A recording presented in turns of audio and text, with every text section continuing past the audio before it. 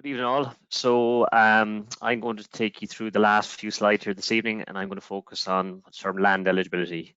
So looking at what land is eligible for payments. Okay, so in terms of language or terminology, from 23 we're talking about the eligible hectare. So that's the eligible area that'll be the base for payment for all our major area-based schemes that Mary and David already touched on and talked about. So your BISS and ECO, for example, and ANC, CRISS and ACRES and others. Okay. Other important thing to say, and this is very similar, if the same actually as currently exists, that the person declaring the land must have it, must be in control of the land, and what's termed must be at their disposal. That means you either must own it, rent it, or lease it for you to apply on it for payments in 2023. Okay, Billy, thanks. So the eligible hectare itself, what is it? So the way it's talked about is that firstly, it's an agricultural area that you're using for an agricultural activity.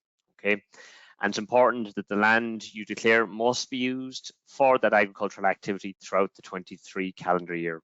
So for example, if in that you know that halfway through the year you're going to build on or sell off a piece of land that's going to be built on for houses or for your own construction on your own farm, well, that area has to be excluded at the beginning of the year.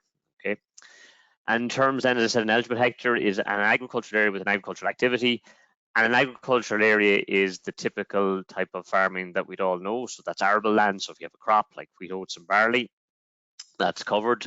Permanent crops, little less common in Ireland, but that's things like miscanthus or willow, or permanent pasture, permanent grasslands. So your standard agricultural land is included in those definitions. Okay, so when you look at the standard ones there, the arable, permanent pasture, permanent crops, you're familiar with those, but we also now have included what's known as agroforestry systems. So for anyone considering the growing of agroforestry, that's something that they can do both within a forestry scheme or within the new BISS. They can actually do it as a standalone thing if it's something that they had an interest in doing themselves. Okay, thanks, Billy. Okay, so in terms of the activity, so I said we've defined an agricultural area in terms of what activity has to be carried out. So the normal activity that happens on farms is considered an agricultural activity. So if you're rearing livestock, if you're producing crops, or as I've already mentioned, agroforestry. So agroforestry is a combination of trees and typically livestock in the same parcel. Or indeed, if it's not production, if you're simply looking to do maintenance, so maintaining the land. So the typical type of maintenance activities that could be considered an agricultural activity are, topping and mulching the ground, or control burning. And I suppose control is very important there. So control burning and done at the right time of the year is an acceptable agricultural activity, or other activities such as spraying, perhaps hedge cutting, or cleaning out the drains or the ditches on the farm. So as already mentioned by Mary earlier on, the eligible hectare and drawing down payments, it's not explicitly linked, or there's not a requirement that you must be producing or have livestock or crops.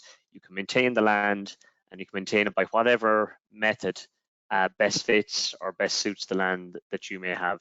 And we'll come on to later on some other exceptions that exist if a farmer has, is looking to do something slightly different due to environmental reasons.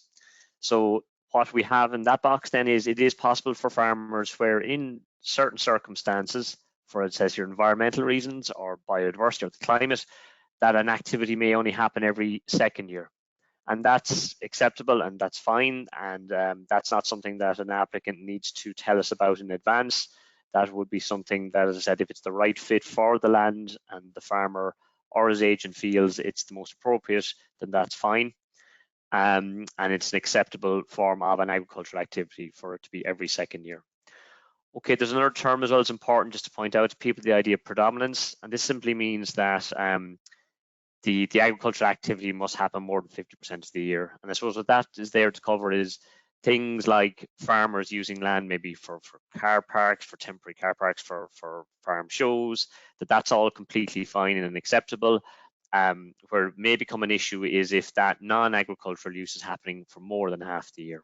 So if the field is 10 months of the year a pitch and cattle go in for 1 month, well, there's a difficulty there with predominance. So 50% of the year is typically the starting point of where we would look at that in terms of time, but also it's important, you know, that whatever non-agricultural activities going on doesn't hamper the agricultural activities. So that's something else just to be aware of, I said, but like normal things like maybe parking for the local GA pitch, maybe the odd time, or a local event, they're not going to get in the way of any of the area-based payments that we're talking about here tonight. Okay, Billy, next slide, please. Okay, so it is important though to say that one of the changes from 2023 is that we will, through the system or as part of follow-up checks, we will be asking certain farmers to identify what activity are they specifically doing on the parcel of land that they're declaring. So the expectation is that if you declare land that, as I said already, that you're in control of the land, that you have it for the full year, but you're the one carrying out the activity. Now, what I mean by that is it's not that literally you have to do every activity and others can't. You know, a contractor is obviously fine if you're paying, but you must be the one who is in control of the farming enterprise or whatever activity is going on the land. And there are certain scenarios and circumstances where we will ask for farmers just to indicate an application what activity they themselves are carrying out. So, for example, in Complementary, or if we have farmers that have grassland but no livestock, that's completely acceptable. They might be making hair silage, but we just ask them to indicate that. So there may be then, as part of the follow-up checks, a requirement to provide what we term geotag photos. So that may be a request to your agent or to yourself just to provide evidence to support what you've declared, and that'll be in a small number of follow-up checks. Okay.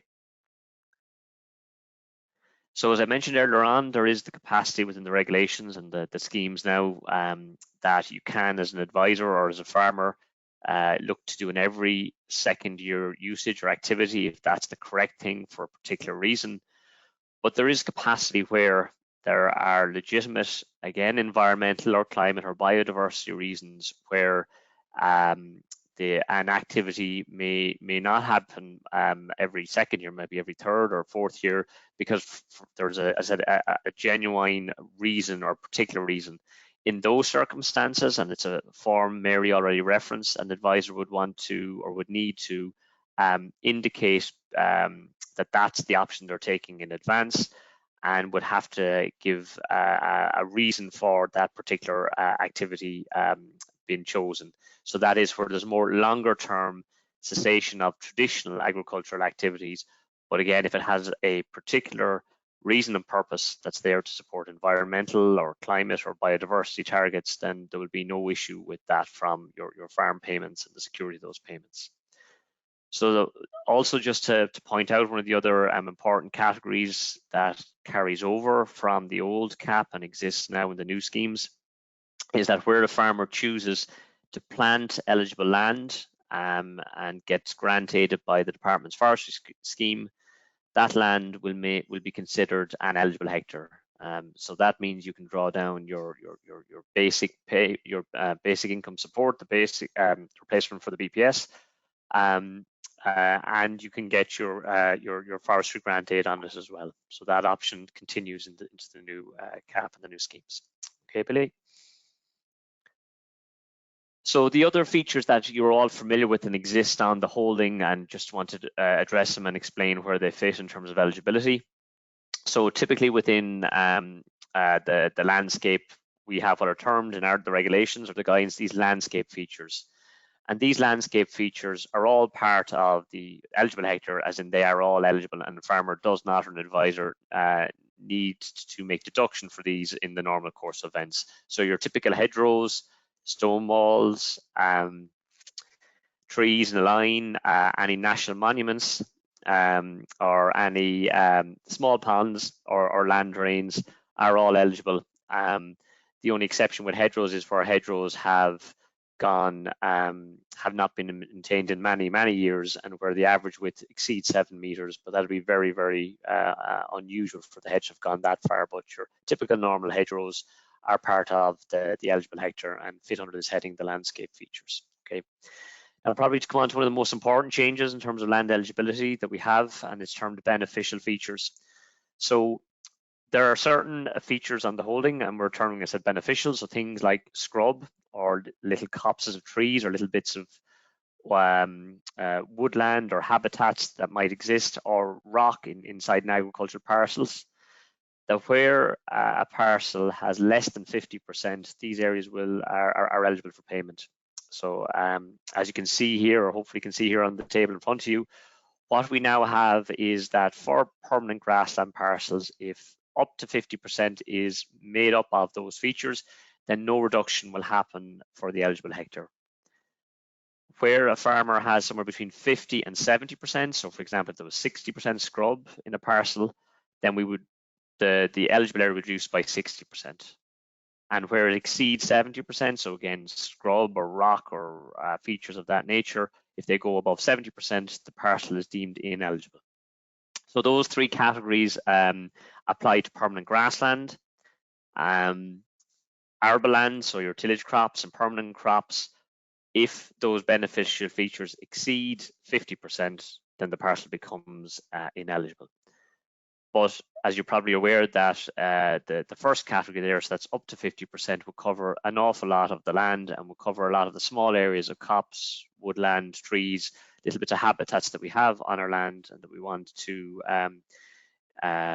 ensure are maintained, and by we can now pay on them underneath the eligible hectare. So they're part of the eligible hectare, as I said, once they're up to the 50%.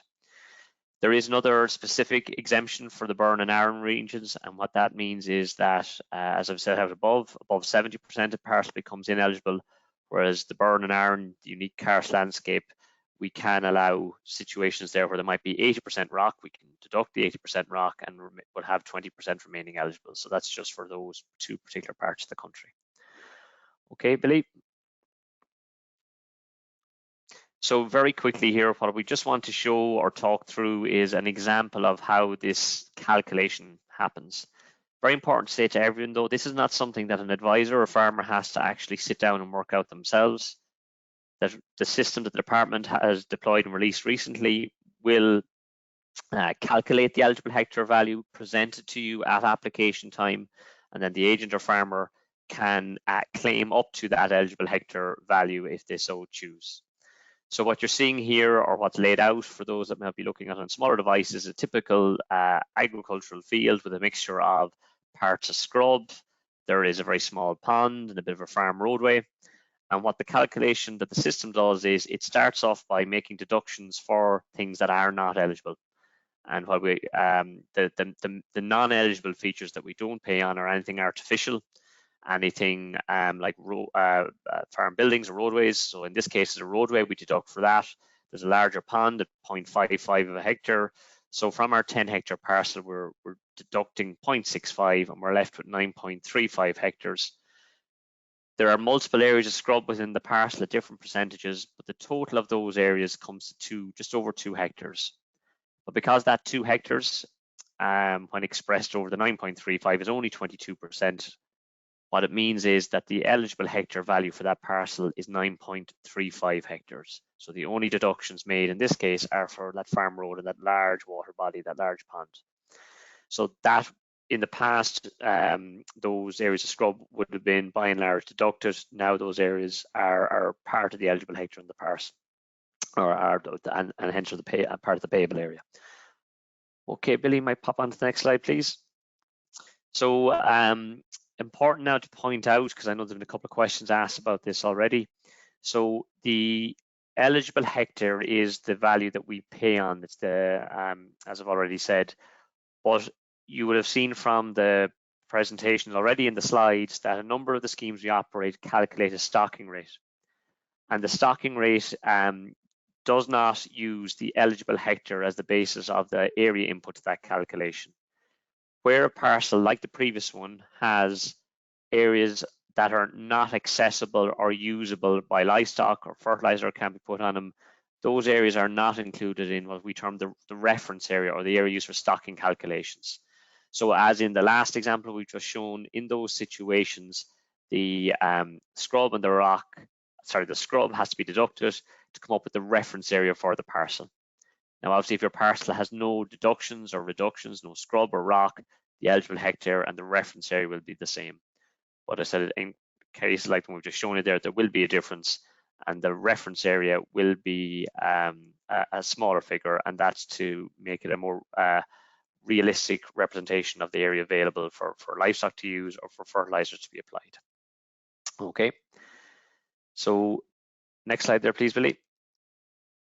So I'm going to pass you over now to Mary, who's going to just take you through where some of the main documents that are there to support in some of the contact details as well. Thanks, Thomas. Okay, so just before we move on to some questions, just to point out some help and assistance that's available. So the detailed terms and conditions for all of the schemes that we've talked about are available on the website. And there's also a number of help sheets, guides, and videos that you can watch as well on how to do different things on the application system. So they're all on the department's website. If you look up gov.ie /CAP, you will find them, or you can use the link on the presentation that'll also bring you to the area on the website. So a number of questions have come in around the availability of the presentation. The presentation will be made available and the recording will also be available. So that's another assistance that will be provided. Later on, towards the end of March and into April and May, we'll also be organising in-person information sessions where we will present similar topics to what we're discussing at these webinars and give an opportunity for farmers to ask questions in person. We'll also be organising farmer clinics. So this is one-to-one clinics where a farmer can come in and we will assist them to make their application on the day if that's possible. So they'll also be taking place towards the end of March into April and into May. So they're the in-person assistance. The details on the dates and the locations for those information sessions and the farmer clinics will be made available closer to the dates, and they'll be advertised on the department's website. A press release will go out, and will also include advertisements in local newspapers in order to get the word out on the details of those information sessions and clinics.